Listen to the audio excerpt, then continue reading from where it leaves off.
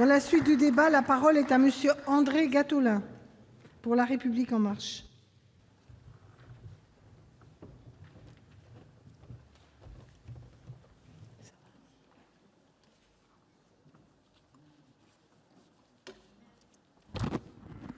Madame la présidente, madame la ministre, mes chers collègues, la France est solidaire de l'Europe, quoi qu'elle fasse, quoi qu'elle veuille. Elle a été dans la souffrance, elle l'est dans son économie, elle le sera dans son destin.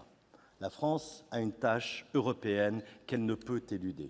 Alors oui, je sais, il est de bon ton de citer Albert Camus, même si dans le contexte et le cadre d'une discussion budgétaire, ça peut paraître un peu décalé, voire incongru. Mais ces mots de Camus sont superbes et on oublie parfois qu'il fut un penseur incisif et visionnaire de l'Europe.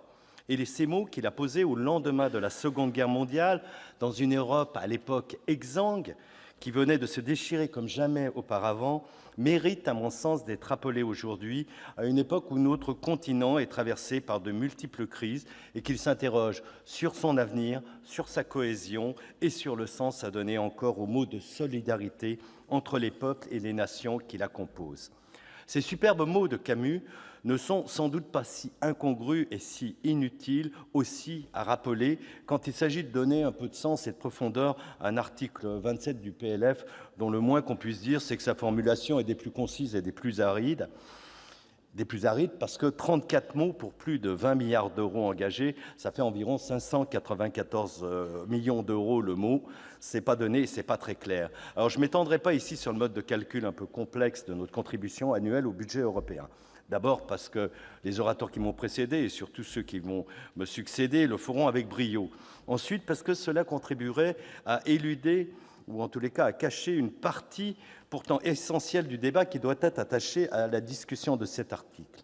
En effet, quelle Europe voulons-nous et de quels moyens sommes-nous prêts à nous doter pour y parvenir ? Mais avant d'effleurer cette question, je voudrais procéder à un ou deux constats qui résultent d'une lecture, pour le coup, strictement comptable de cet article. Premièrement, cette contribution de la France au budget de l'Union européenne augmente de 8% par rapport à l'an passé, après qu'elle ait connu une baisse par rapport à l'exercice antérieur. Et je m'en réjouis fortement, car même s'il ne s'agit là que d'une des variables qui impactent sur le calcul de notre niveau de contribution, cela signifie que notre revenu national brut tend à s'améliorer et surtout que les données prévisionnelles de la Commission européenne qui fondent ce calcul témoignent d'une confiance retrouvée en notre économie, en tous les cas dans la sincérité de nos comptes. Second constat, la France est, après l'Allemagne, le second pays contributeur au budget de l'Union. Mais ce que ce PLF, comme les précédents d'ailleurs, ne dit pas et ne peut pas malheureusement dire, c'est faire apparaître précisément les recettes au budget de l'État, ce que le pays reçoit en retour, puisque ça n'appartient pas strictement au budget de l'État. Car la France est le troisième bénéficiaire en Europe en volume des aides accordées par l'Union. Alors certes, et très formellement, la France reste un contributeur net d'environ 9 milliards d'euros. C'est d'ailleurs le sens même de la solidarité entre nations et régions sur lequel s'est fondée, puis a prospéré l'Union européenne depuis sa création. C'est cette solidarité qui a aussi permis d'instaurer une paix durable au sein de l'Union et il est bon, je crois, aujourd'hui de le rappeler. En réponse, en effet, à celles et ceux qui, à gauche comme à droite, surtout à l'Assemblée nationale, dont j'ai relu les travaux autour de cet article, entament aujourd'hui l'ancienne thatchérienne du « I want my money back », il est bon aussi de rappeler que cette contribution nette de la France, qui les gêne tant, n'intègre naturellement pas les apports positifs du plan Juncker en matière d'investissement dans notre pays, et moins encore la dynamique positive, évidente mais plus difficile à chiffrer précisément, pour notre économie de notre appartenance à l'Union. Ceux qui doutent encore de cette dynamique n'ont qu'à se pencher sur ce qui commence à se passer de l'autre côté de la Manche depuis la décision de nos voisins britanniques de quitter l'Union.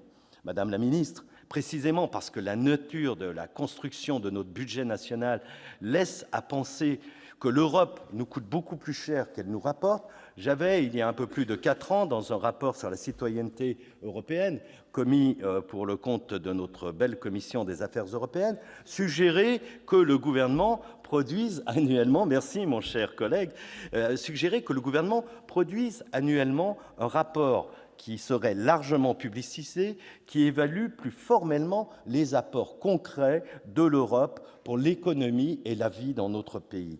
Le gouvernement de l'époque, je le regrette, en dépit du soutien de mon ancien président Simon Sutour, n'a jamais donné suite à cette suggestion, car il considérait sans doute que de parler d'Europe à cette époque, c'était automatiquement ouvrir le flanc à sa critique. Alors, Madame la Ministre, alors que nous nous apprêtons dans les mois qui viennent à engager dans notre pays, comme dans le reste de l'Union, une large consultation de nos concitoyens sur notre avenir commun, je crois qu'il serait bon d'envisager à nouveau l'opportunité d'une telle publication beaucoup plus pédagogique que le chiffre que nous étudions ici. Pour conclure mon propos, je veux souligner ici combien la question du budget de l'Union est une question capitale et qui dépasse largement le strict enjeu financier. Le budget de l'Union, à mon sens, est un enjeu politique au sens noble du terme et au plus beau sens de ce terme. Comment redynamiser, comment refonder l'Europe si nous ne nous dotons pas des moyens pour le faire? Alors, au moment où on commence en catimini à élaborer le prochain cadre pluriannuel financier pour l'Union, ayons le courage de tirer les conclusions du cadre financier 2014-2020 qui touche bientôt à sa fin.